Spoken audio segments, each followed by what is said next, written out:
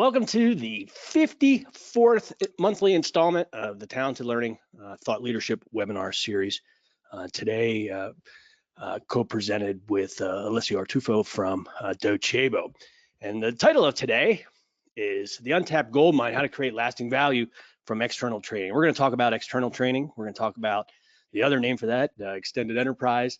We're going to give you some practical advice today on really how to address it now with the new situation in the world. So thanks for joining us. It's a 60-minute session. It's going to be fast. We've got 4 different speed polls. We only leave them open for a minute, so stay engaged and respond. A lot of the polls are threaded into the exact content as well as the situation globally. So they're really going to be interesting today. We encourage you to please submit questions throughout the presentation. I'll be monitoring the presentation, the question panel rather, to make sure that we can answer them in line. Some of them will just type answers back, and depending on timing and the amount of questions, we may have to follow up after the session. So we'll make sure that we get you an answer though. We'll email a link to the on-demand version or the recording of this. And if you're looking for CAE credit, just reach out to me, John Lay at talentedlearning.com directly, and we will make sure you get your certificate for live attendance of today. So what are the learning objectives for today? What are we going to get out of this session at the end of the hour? What we're going to get out of this is we're going to talk about how basically the world's changed and what that means now for business sustainability and training your customers and training your channel partners and training your other external audiences, because there is no such thing as live training, at least for right now and for the future. And so how can you embrace this challenge right now and use it as an opportunity to pivot?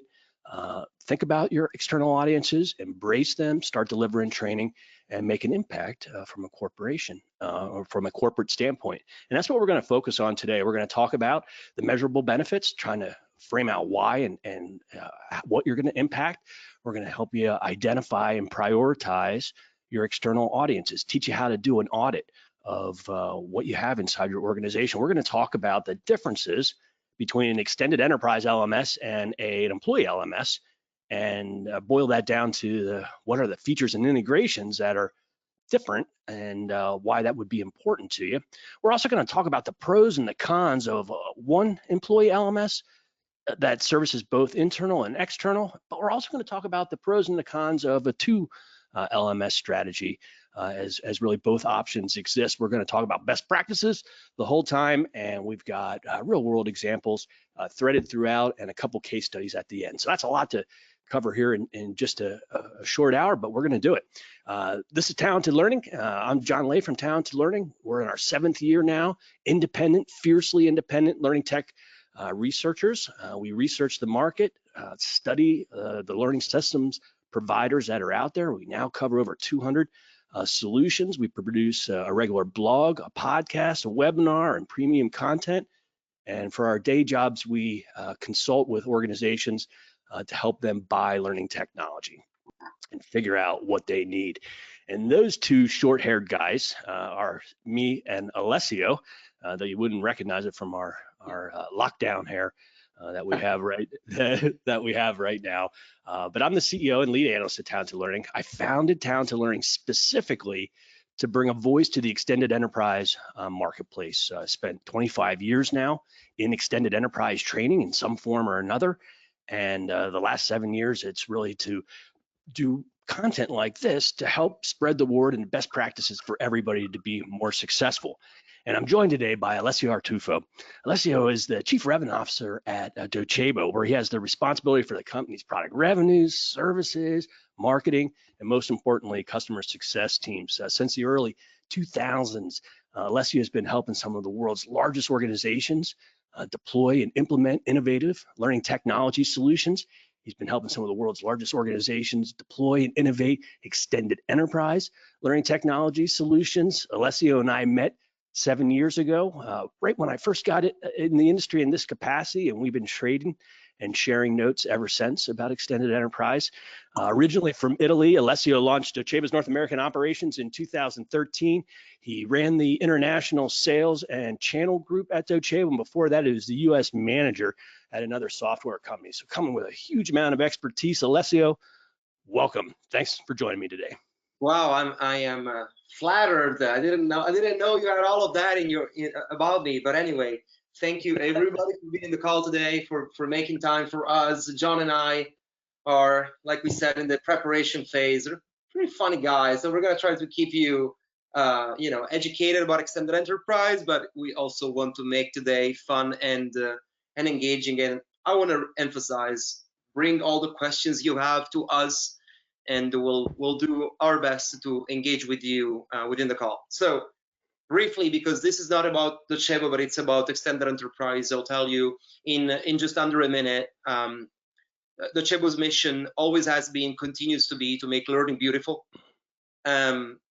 particularly in the context of extended enterprise. As John alluded, we started focusing on extended enterprise as a primary goal of our products and services about 7 years ago. It was 2014 that we truly made a pivot in our product management strategy to embrace beyond employee learning. There are going to be some slides and content where I think that's an important fact for people that are actually approaching vendors from the angle of how long they've done extended enterprise for, because there's a lot to learn as you go through the journey. We're proud to be located, globally. We're a global team, and as of October 2019, Docebo is a public company. We take a lot of pride in that significant milestone that we've achieved. A lot of organizations use our technology for either extended only or hybrid, meaning internal and external training. And today we'll be telling you a few stories about some of those companies and their accomplishments. Outstanding, outstanding. All right, well, let's get going and start meeting our audience, Alessio.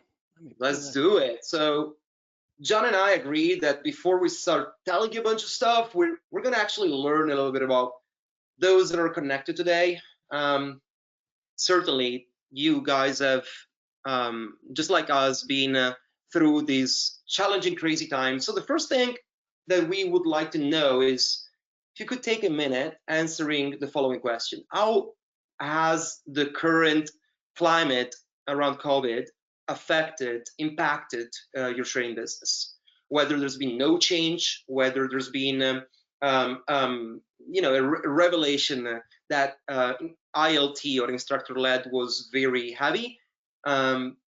The other option would be supporting additional audiences, so increasing and ramping up the scope of a remote long distance learning, or where you've actually ramped down training efforts, and any other. So John will be managing the engine of the poll, and I'll be reading some of the results that we see here. There we go. Let's show the results. So interesting stuff. I was really, before this, and we discussed this about, we're really interested in how people respond, but 8% ramping down their efforts, but 63% are now supporting additional audiences. And that's probably why we had hundreds and hundreds of registrants here for today, is a lot of people are trying to figure out how to do that. Number two kind of surprised me. What do you think? 17%? Well, I thought that. Here's my thought on that. Here's my thought on that on number two, John. I think what we see number three is the direct consequence of people that actually had a lot of instructor-led training, but when asked to respond to this question, they prefer to choose number three. But I bet there's a tremendous correlation between 2 and 3. I bet. All right, great. Well, let's see how that impacts from what audiences that you're worried about. So let me go launch the second one. That's right. Yep. So pretty straightforward. What we're asking you guys here is your current organizational learning platform focus more employees based, external audiences only, meaning you have programs that are just for customers, partners, members, and so on and so forth, or hybrid, where you combine employees and external training options. or put any other in the question pane That's at that right. point. Okay. Wow, I'm surprised here too. Let's reveal it. Quick speed polls. I told you, you got to get it in, folks. We got a winner. We got a winner. Let me share the results here. So 57% responsible for hybrid. That's great. That's great because, and 33% are external only. And as we'll talk about later, Alessio, there's the two strategies, one LMS or two for corporations on internal and external. And a lot of times it's directly responsible if you're responsible for just external audiences or you're responsible for everybody, helps influence that strategy. But we'll talk more about that. But that's interesting. 10% employees only. For that 10%, welcome to the extended enterprise world. We'll show you here how you can. You're in the right session today. Yeah, you're in the right session. We're going to show you how you can get out of that employee box here, using extended enterprise. So we will turn that off, and here we go. Let's keep going. So we're going to start off by talking about extended enterprise training, give a market overview, how to prioritize your audiences, how to think about this from an organization. So what is extended learning? What is extended enterprise learning? What is external training? Guess what? They're all synonyms. But what it means is any training or education that's not aimed at your employees and not aimed at your students, but it's outside your organization. It's external. And it could be your core business. So it could be you're training your customers or you're training your partners, perhaps, that help support your core business. Or you could be training customers that are your core business, where providing content is your core business and everybody is essentially external. But regardless of the flavor of external audiences that you have, one thing is common across all the different audiences, and it's what makes extended enterprise such a special space, and that is that your learners are voluntary learners. You have to entice them to come. You have to make the experience great for them. They have to want to open up their wallet and swipe their credit card and come back and do it again. And that's a whole different skill set than telling employees they have to take compliance training, as we'll get into here. But generally, so at Talented Learning, I study the learning technology market. Back 15 years ago, there used to be 10 or 12 providers, and then it bloomed up to hundreds and hundreds in the industry, and nobody really knew why. And so I decided to study that as part of my initial mission here at Talented Learning. And I started reviewing different solutions, and I found out that generally solutions are grouped up into whether you support the corporate market, whether you support academia, whether it's about the business of training, or whether you're a professional association. And those four segments of the market, although they all use an LMS, they all use it differently. But they all have external audiences. And so what I've determined, or what we've uncovered, is that, like, from a corporate standpoint, you train your employees, your customers, your prospective customers, your partners, contractors, resellers, distribution partners, suppliers.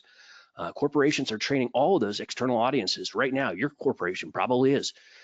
In academia, they still have lots of extended enterprise also. They do lots of community outreach. There's trade and vocational schools of all different types and flavors, and lots of universities offer certificates and credentialing of other sorts, all that external, not to their students, as it turns out, or not to their live students.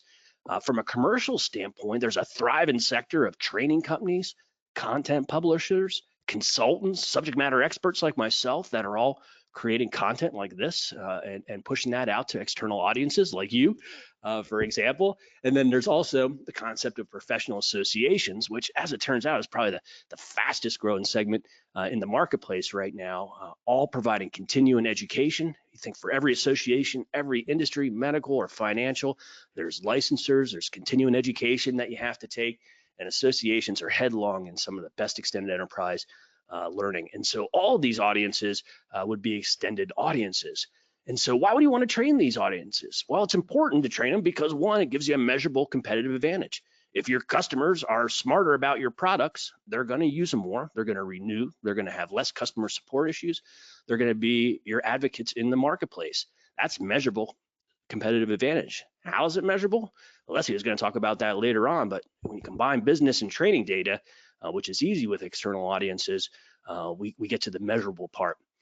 Your competitors are already doing it. I mean, I've been following this extended enterprise market for 25 years, but in the last 5 years, it has just exploded through the use of cloud-based systems like Docebo, making it easy and affordable to get into it.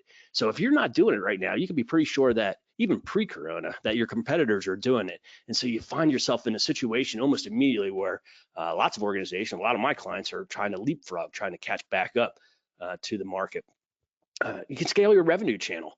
And so by working with partners, it allows you to maintain your brand, but still grow faster than you could organically. And so lots of organizations do that. But based on Corona, though, you have to immediately reduce your ILT, your instructor-led training, and your trade show exposure. This is very important right now because a lot of organizations only rely on that. Coming across my desk right now is lots of companies that are 100% ILT, and they're like saying, what should we do? Like, how should we handle this right now? Is there a way that we can pull the lever fast? And then just business sustainability. So right now, since this happened fast, audience, training and travel is down, going electronic, converting this to digital, training your external audiences, embracing them from an electronic standpoint is really key to your business right now. It's something that we as learning professional development professionals can do in this time to make a difference. We're built for this. And of course, it increase the customer satisfaction. So there's some of the reasons why organizations are doing it. From an industry standpoint, who's doing it, Alessio? Is there some more important than others? What do you think? Well, it used to be where the early adopters of the concept of extended enterprise, in my experience, were particularly those implementing customer retention and growth strategies in the tech sector, particularly, as well as those that had those companies that had retail models. Now, we've seen, like you said, John, over the past 5 years, this has opened up opportunities in many industries. The ones listed here are the ones where we have the most experience directly, where we've implemented more high impact projects, so to speak, but this doesn't disregard that other industries may be affected. Now, on our side, we've been working with very, very strong brands like DocuSign and VM, and we have a beautiful story about another great software company called HSS that we will tell you more about later on. But really, in the medical sector, manufacturing, and even media groups and management consulting, we're seeing the topic of extended enterprise being of primary importance for learning leaders. Now, I'll say, in the prior slide, John, you were talking about the whys behind training external audiences, and I think there's some whys some reasons are more common to some industries. Like when I think of scaling revenue channel and increasing customer satisfaction, that's what I hear every day in and out from all the high-tech vendors. When I see competition already doing it, immediately I think of some of the largest brands in management consulting are approaching the topic of moving from on-site, in-person advisory that used to be the model to a more distributed model of having a remote learning strategy that complements the advisory that has always been the core business for those organizations. So those are two examples that I think would resonate, and it's true. We've seen a major influx. Google Trends, in case you guys want to take a look at it, but if you go on Google Trends in the past 3 weeks, the trending terms around learning management system, extended enterprise have spiked up, unsurprisingly, given the circumstances in the world.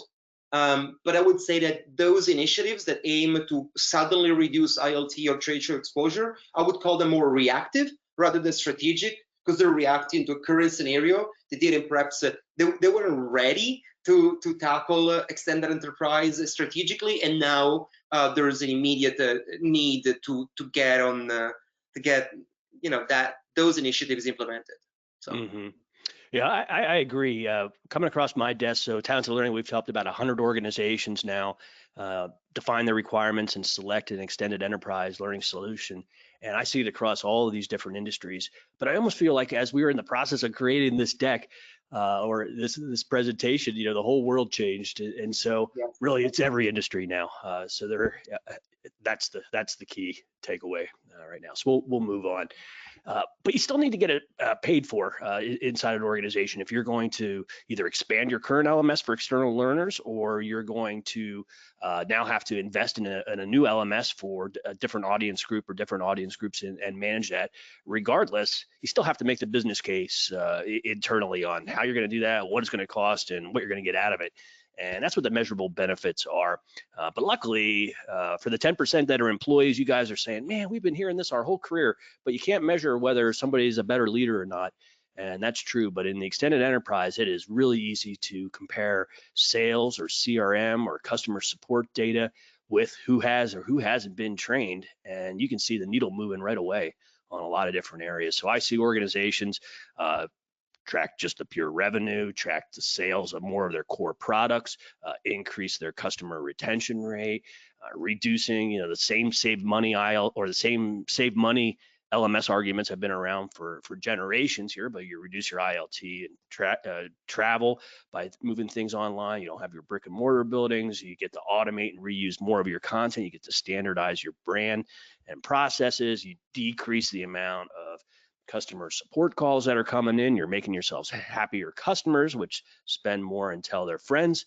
And then finally, organizations are using it to just shorten their business cycle or business improvement in general of onboarding partners, onboarding customers, onboarding new employees, rolling out new programs, expanding globally. So there's a lot of reasons that are measurable that just going to say here's what we can do and here's what it's going to cost, and I think there's going to be a lot of head nodding of yes going on. Let's go ahead and do it. What do you think about that? Any of these? Is it kind of like what you said before on the other slide that maybe some of these are different for different industries, or do your customers seem to start measuring in one place versus another? What are your thoughts, Alessio? I mean, I struggle in picking one over these because they're all equally important in different regards. One I can tell you one metric that I pay particular attention to, even within our business, is the correlation that exists between customers that actually undergo education and customers that prove certain milestones of success. With regard to the adoption of our software and others that may be related to renewal or customer satisfaction, and being able to really correlate that education along with the business performance, it's really paramount. It's just one of a few, right? There's really smart organizations that have made extended enterprise a revenue goal, and that's that's a direct impact on the bottom line, which makes happy also non-traditional learning supporters like CFOs and CEOs. Yeah, no doubt. 25 years ago, when I got out of grad school as an instructional design new professional, I tripped into a job that with a marketing communication company that had already figured all this out 25 years ago. They created education for high tech and telecom companies to train their channel partners on their new products and services and servers. And they used to spend tons of money to do that, but they never cared about the money spent because the other side of the equation was so measurable that they always knew what they were getting back on the other side. And so it's not a new concept. It's just getting a whole lot easier now to do the measurement. Monica has, as we pull up the poll, Monica has a question real quick about the best way to integrate a virtual instructor-led tool into an LMS. We're going to talk about that. We have an integration piece, so we'll get back to you on that one, Monica, but we will indeed cover it. But let's launch this poll here. There we go. All right. So what we'd like to know from you, if you had to pick one and just one North Star metric that you correlate with the benefits of extended enterprise, which one is that? So would you say it's related to the increase of revenue, the decrease of costs, such as decreasing and scaling down IoT cost, travel costs, whatever that is, the overall improvement of business processes, although that's sometimes hard to tangibly determine, increase of business continuity, or any other? Or any other. All right, folks. Give you a few more seconds here. We've got some others showing up, and interesting spread. Okay, 3, 2, 1, closed. All right, let's share that out. There we go. Look at that.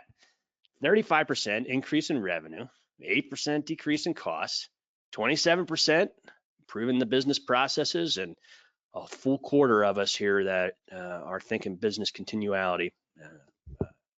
Interesting mix there. Is there any data? Okay. All right. Well, interesting poll there. It is spread. I would have thought decreased costs would be one, but I guess in tough times, right, would be more popular. But that's great that it's about increasing revenue, because it's even more, I think, more in line with the title of this webinar. So how do you identify and prioritize your audiences? So, some of you already got this figured out since you've already embraced it. 33%, I think, are doing hybrid solutions already, and you're responsible for different audiences. So you probably already know who your audiences are. But in a lot of cases, like right now, even it's not uncommon for a client of mine to have 6, 10 different LMSs when they finally come to me and say, can you help us bring these together?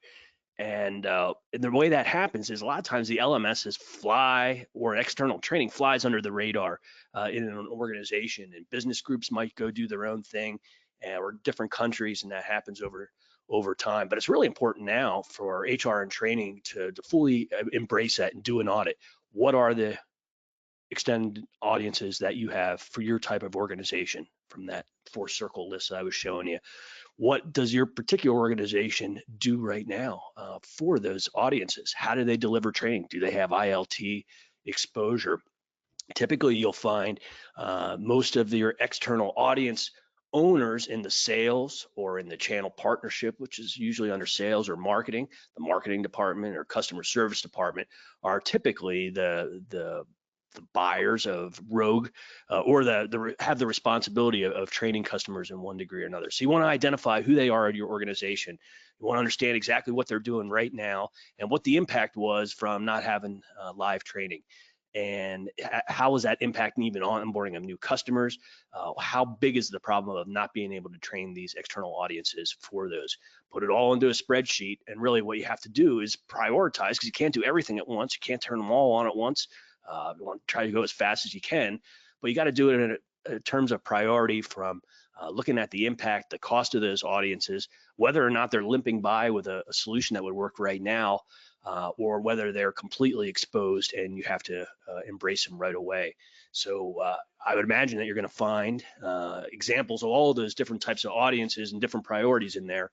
But I think to collect the same information about all of that, bring it together, that'll allow you also to get a bookend of what your potential audience size is, so that you can start putting that business case together of what you're going to get out of it and what it's going to cost to reach out to those. So it's important to understand from how they're training the customers now, how many are coming on board? Do we have to retrain past customers? How many would we train in this given year? For example, so that you could start to draw a box around or create a working estimate of what the usage is going to be, so that you could actually get your business case approved internally. So that's how you go of measuring these. Any thoughts on that, Alessio? You buy that? 100%. Okay. 100%. How can I not buy into this? Okay. Okay. So learning technology. So what do you need? So this is the important part here. So let's take our last poll, and we're going to get into the nuts and the bolts of what you need here what you We're need. gonna get tactical. All right. So tactical. So we would like to know from you guys if your current LMS strategy is where you have one LMS that will address both audiences, whether internal and external, only one combined. The second option says that you'll adopt two LMSs for internal and external. A third one, three or more, and finally, where you don't provide any external training yet, and any other. I'm gonna make a bet with you, John. What do you say? I'm gonna bet on number one being a winner. Number one's the winner. All right, well, let's give it a couple more seconds here. 3, 2, 1. Putting $50 on it. $50, 50 full cents, and you're right, 54% have the hybrid approach. So you guys are the luckiest bunch, in my opinion, here on the call today. You already got the platform in place for your different audiences, so you can proceed right to the pulling of the lever mode of switching from ILT to VILT, and really almost not even miss a beat. Almost not miss a beat here with the current situation. That's interesting, John. Have you seen the data point number 3? Although it being minimal, it's a relatively material amount of initiatives that have 3 LMSs or more within the organization. That's amazing, but it's not that surprising to me. I see it a lot. Right. I see it a lot. The bigger the organization, the more there is. But even on this call, so those of you that have 3 or more, you've got a big challenge. Those that have another situation, we have Raj here is running 2 versions of the same LMS. That's a problem that you don't necessarily have to do today, hopefully, if you had good audience segmentation features on that, and a bunch of people that aren't developing training yet. So it is the mix on there, but we're going to talk about the different scenarios here, the one LMS or 2 here in the next couple of slides, and help frame that out for you. So that's closed. Let's move on. Okay. All right. So the 2 paths to external learning. And I've been back and forth since I started Talented Learning on which is the right path. And the 100 or so clients that we formally helped, they split almost equally into the 2 groups, the 1 LMS or the 2 LMSs. And I think both are right. It really depends on the question that we asked you previously of, what audiences are you responsible for? So sometimes the better path, especially the better path may be 2, depending on what your employee LMS is, because a lot of employee LMSs can expand out to the external audiences easily. So expanding the employee LMS, what are the pros? Well, it takes less resources. You got the same team that's managing internally, so you get the efficiencies of the administration. You get more horsepower of people knowing how to use that application inside your organization. It's faster. Just expand the employee LMS. Typically, it's more of a contract thing than anything else. And the cost is there because it could be a pro because you already have a certain amount of licenses, and generally the way when you buy more licenses, the cost per license goes down. So depending on your employee LMS and your situation, you'll be able to expand into better price points by expanding the employee LMS. But there's one big con, and it's not a teeny con. It's a big con, and that big con is most LMSs are employee LMSs, and employee LMSs are generally terrible at extended enterprise. And so they lack a whole bunch of things we're going to talk about in just a minute that make it, if not impossible, incredibly frustrating to try to use. And there's so much limping and workarounds and manual interventions on that path. And so that's a big con. How can you alleviate that con? Well, a good way is if you got lucky enough to buy a good employee LMS that is expandable. That's the one way to alleviate that con.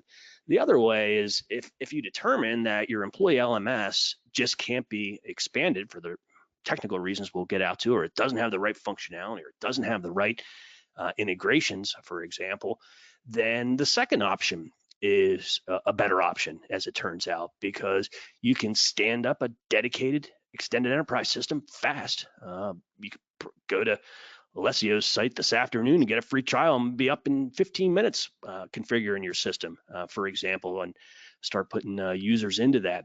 Another thing about dedicated external LMSs is that there's typically homogeneous audiences, meaning that you might have a lot of learners, but they usually use it in a very similar way in external. Where employee learners, there's all different kinds, managers and instructors, and there's all different balls in the air. But from an external learning standpoint, it seems to be more straightforward. So you can turn it up fast, especially. So if you're sitting on a talent LMS, for example, one of the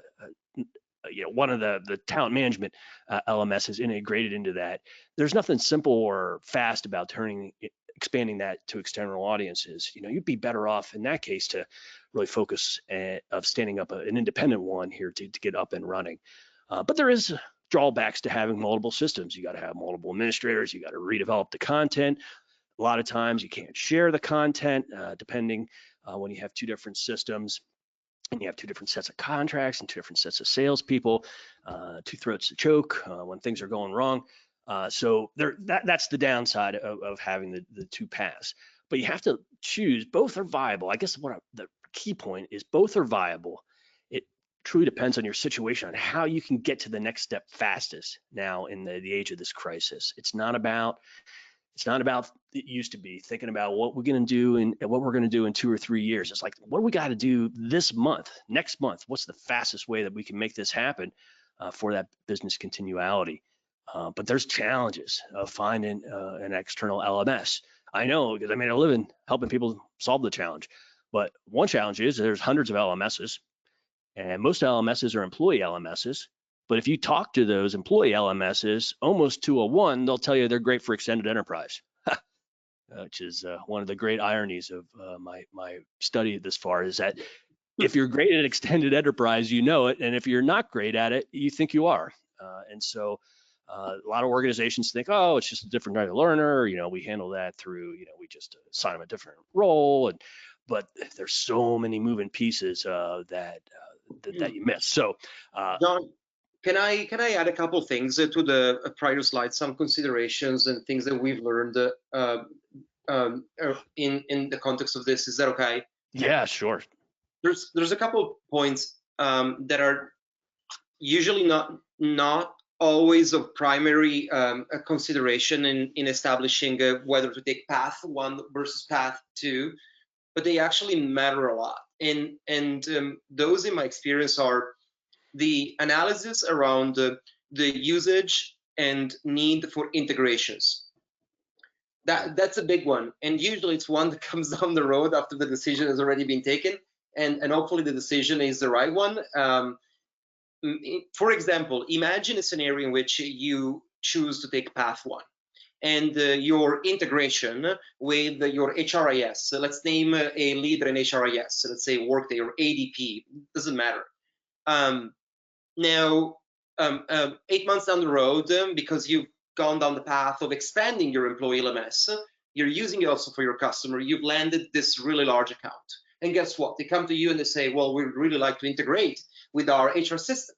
And now you're going to have to analyze whether the actual usage of APIs or webhooks or those systems that allow for external integration will actually work with supporting the same types of APIs across different systems. That can actually be a challenge that needs to be analyzed prior.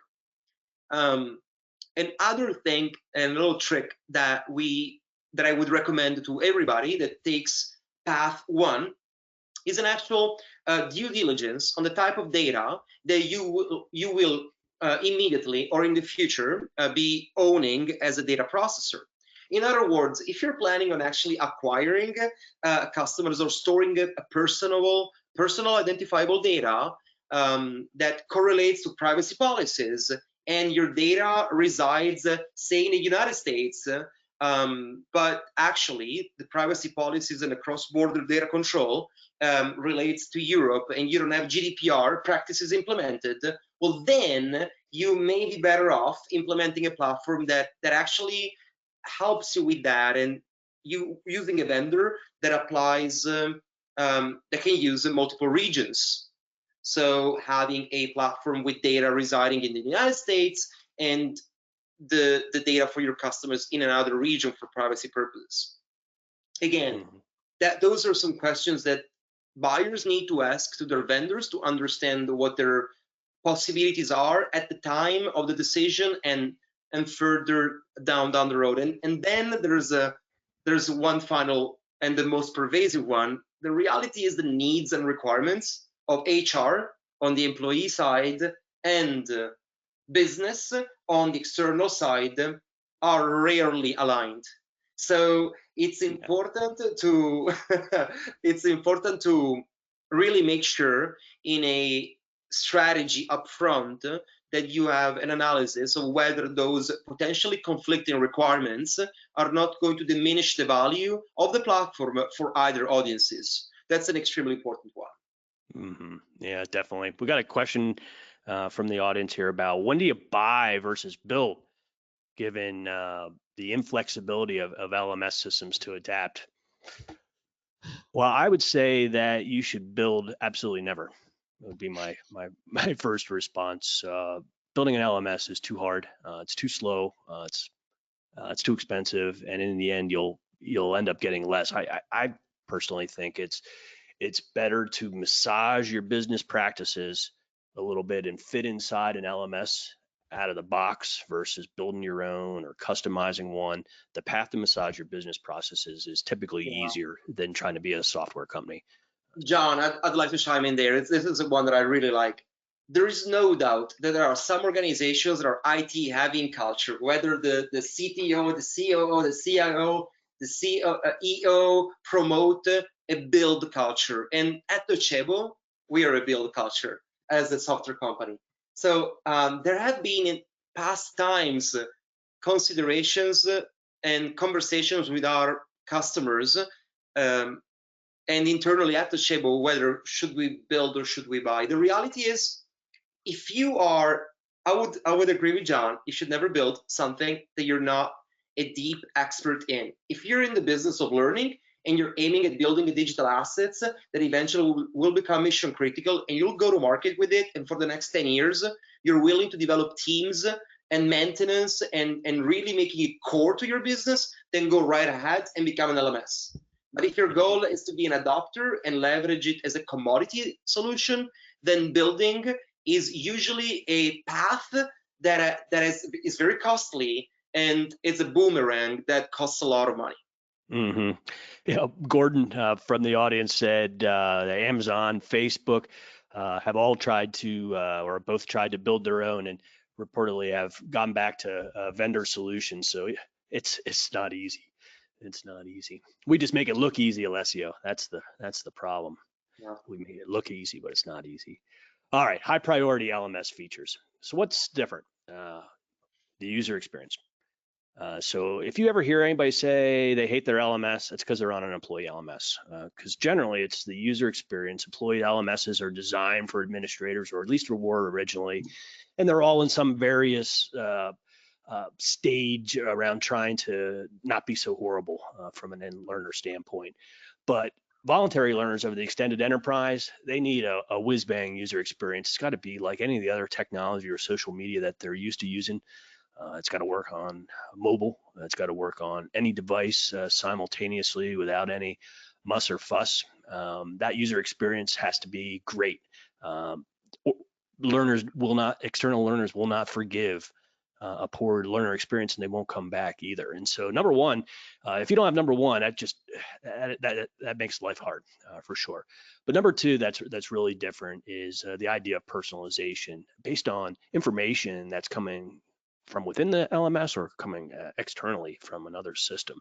So with external learning, it's important to be synced, for example, with a HR or a CRM system that's telling you about people's purchasing habits or their browsing habits or how they're interacting with your website, and using that as a trigger to drive and personalize learning on the other side. So that whole, because you can't have an external learner go in there and just search catalogs of content and try to find what they want. You have to narrow that down for them, present the right options for them so that experience is positive for them. A flip side of that is the idea of being able to support the audience segmentation. So if you're going down the one LMS path, as Alessio said, the functionality you need for employees is vastly different than the ones you need for your external audiences. And you got to keep those audiences separate in the learning management system, and you got to manage them separately. And one can't impact the other generally, but you still have to share rules and support them in the same system. So both audience segmentation means it has to be very different and the same at the same time, so that you get the economy of scale out of the system. And so to have super strong and super granular audience segmentation based on not just a couple of profile fields, but once again, that personalization field of data that may be in or out of the system, even past completions of content and things like that. You have to have that delegated administration. So very often with extended enterprises, you're providing your services to organizations who then have learners, that B2B type model. So you might have channel partners, and those channel partners might have sales and service people in them, for example. So each channel partner would need some delegated administration authority over their area of the LMS. They have no idea that there might be another million users, but they have authority over their 10 people. They can assign licenses, they can assign content, they can review the progress of content, they can buy content, they can see dashboards. So that concept of delegated administration is important. If anybody caught my post this week, which I'm sure that you did on yesterday, we outlined 50 different e-commerce requirements and business to consumers, selling to individuals, selling to businesses, and selling to businesses who then sell to businesses and individuals. So that's a mouthful, but believe it or not, we run into that a lot, that reseller model. But all of that e-commerce features, I identified 50 different terms and defined them in one sentence or less, but none of them are in employee LMSs, maybe one of them. So that's a huge difference. So if there's any revenue generated with the content, that is a big difference in the marketplace. There also has to be, in addition to that delegated administration, there has to be granular role management. And what that means is that you can create a role or a power user or any type of user, but you have to be able to say they can see, edit, access this content or this menu on every feature of the LMS, essentially, so that you can support the different types of personas that you have. Now, employees, it's easy because generally the role management is there, but with your external audiences, each business line, each business group, each country type of partner, would require different types of roles. So you need the ability to create those and tie those to learners in an easy way, and it's typically much more sophisticated. You also need content creation and assembly. So as it turns out, 100% of the content that you provide to external learners is about your organization. It's about your products and your services. And that's not the kind of stuff you can find off the shelf. So you need LMSs that just don't assume that you're going to create it and articulate and bring it in. You have to assume that a lot of the business owners don't have degrees in instructional technologies, don't know what authoring tools are, but still have to create content. So the LMS has to give you the ability to create and assemble that content inside of there, similar to an authoring tool, in addition to an authoring tool. And then most importantly, it has to have the business analytics component. And that's where you're taking not just the reporting of the LMS, but combining that with the business data. And those are the key features that are I could probably keep going because there's a lot more than this, but Yes. the key one, considering that we're 12 of the hour, Alessio, I'm not going to let you weigh in on this one, but why don't you talk about the integration piece and sum that up for us here, and we'll dive into that next piece too, the differences of the integration points of extended enterprise and what you have to be aware of or what you need inside an LMS to support that. Yeah. Well, the integrations world in the LMS in itself is becoming more and more relevant than it has ever been. For sure, the continued offering of cloud-based solutions supports that model, and the sophistication and the adoption of the LMS as a core component of any business transformation strategy and digital transformation strategy makes it so that organizations need their learning platform integrated somehow with other important assets. Now, I'd say there are a few categories of those integrations. I would say there's the old school integrations, the ones that we live within the learning environment. And those are your ability to integrate with learning content sources via standards that are very popular, such as XAPI score or LTI. And that's a commodity integration that most LMSs, particularly those that have the ambition to connect to external sources, should provide. Now, there are these days, everybody is on Zoom or GoToMeeting or comparable tools. So I know there was a question before. I'd like to speak to that about VILT integration. So the way Docebo and other systems integrate with Zoom and GoToMeeting is essentially allow a centralized management of scheduling and reporting and call recording within a unified platform, and track those experiences at the LMS level. So that, along with the standard ILT, makes for the VILT feature. Now, these days, ILT has certainly decreased in utilization, as a matter of fact, but VLT, we're seeing a surge in demand, unsurprisingly so. Two ways, right? You want to get the 100%. data. Now, there's a new up-and-coming category of integration that is broader in nature. And directionally, the way that I would describe it is a layer, a logical layer that allows your platform to integrate, speak, and exchange data with many systems, rather than developing a single ad hoc, costly integration. And those are technologies like Zapier, MuleSoft, Workato, as well as webhooks. And the reason why those technologies are really smart is that they allow vendors like Docebo and others to offer pre-built integrations to market and actually fasten the process of exchanging data with your LMS. There's many other streams of integration. Our number one integration at Docebo in utilization is certainly Salesforce.com. And I can speak a lot to that if there were any questions from the audience. But, I think with an eye to the future, what I think we'll see more and more is the recognition that learning data, learning analytics that John, you touched upon before, is a really valuable asset. So I will not be surprised if in the next months or years to come, the ability to actually segment the learning analytics data and send the data in a pre-formatted way to products like Tableau, Looker, or otherwise learning vendors really betting heavily on learning analytics as their own products, if those were to become more than just a trend, a commoditized offering, I think we're going in that direction. Yeah, I believe that. That maybe that's number 51 on my e-commerce definitions, for sure.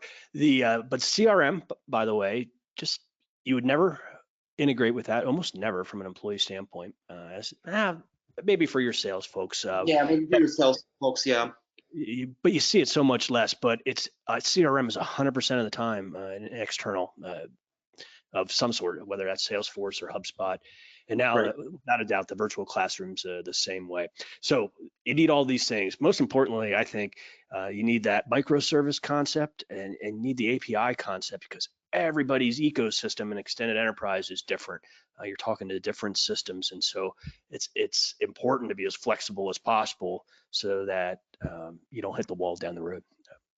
Yeah, so I'm going to take you guys through a couple of real stories of achievement of two organizations that we work closely with. One is the brilliant group at HCSS. For those that are not in the construction sector. HCSS is a vendor that actually specializes in is a brand name in that segment. More than 40,000 construction professionals across 4,000 companies use HCSS software every day.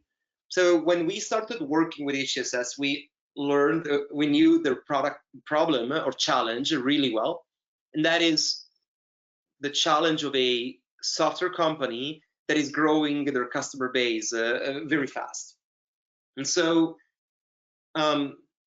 aware of the challenge, very much so, the team at HCSS put together a plan to address three separate initiatives, essentially. The first one, the Academy, offered to the entire broad customer base. The second one, pretty interestingly, they decided that it was appropriate to serve specific, more strategic, larger customers in nature and engagements, building them a specific custom learning domain. And finally, the third one being having their internal training for the new employees. So in this case, they segmented 3 solutions that had 3 different goals, and they analyzed that was the best path for them. So key outcomes, 100% on the Academy side of average monthly users growth since adoption, 300% increase in course completions, and again on the Academy side, the ability to really replace the traditional implementation of on your products, and that's a very significant amount of savings in employee time. Wow, great measurement. Fantastic. Fantastic. How about ASM?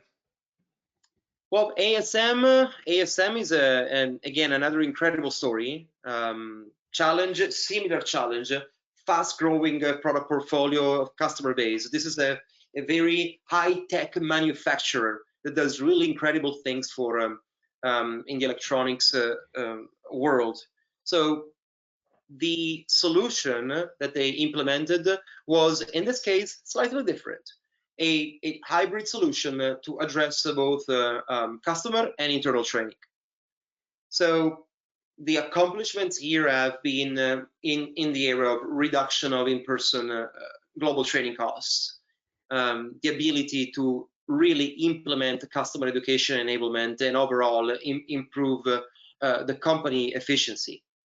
They've also implemented a Time for Academy initiative in response to COVID-19, which we've been a part of. They've provided to their network a subscription base that essentially allowed them, facilitated the work from home of most of their customers that couldn't go to work and were working from home. So they launched this Time for Academy, and people got 3 months off of free access to the Academy. And it was a very impactful initiative from the ASM team. So we're very proud to be a part of it. Wow, outstanding, outstanding.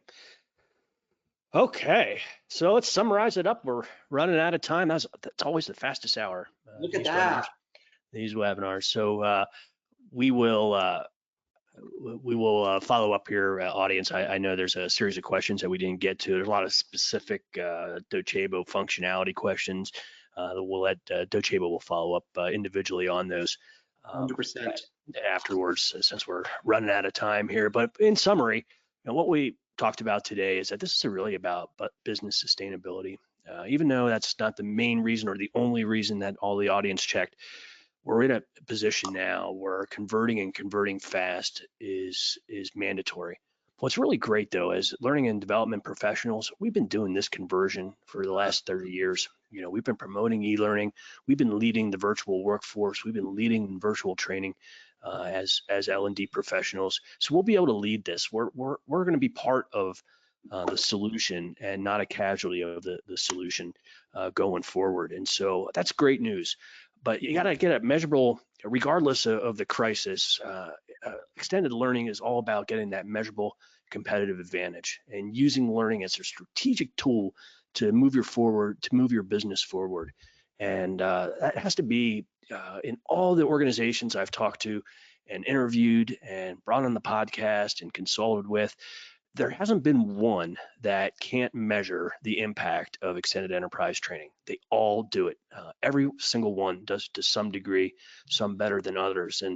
And so that's has to be in the forefront of your mind of whatever your efforts are going forward here to make sure that you're prioritizing that impact that we talked about. Conduct that learner audit, find out what you have and how you can start helping your organization immediately. Expand your LMS if you can. If not, don't be afraid of launching a targeted LMS to get it stood up and start providing content quickly right now.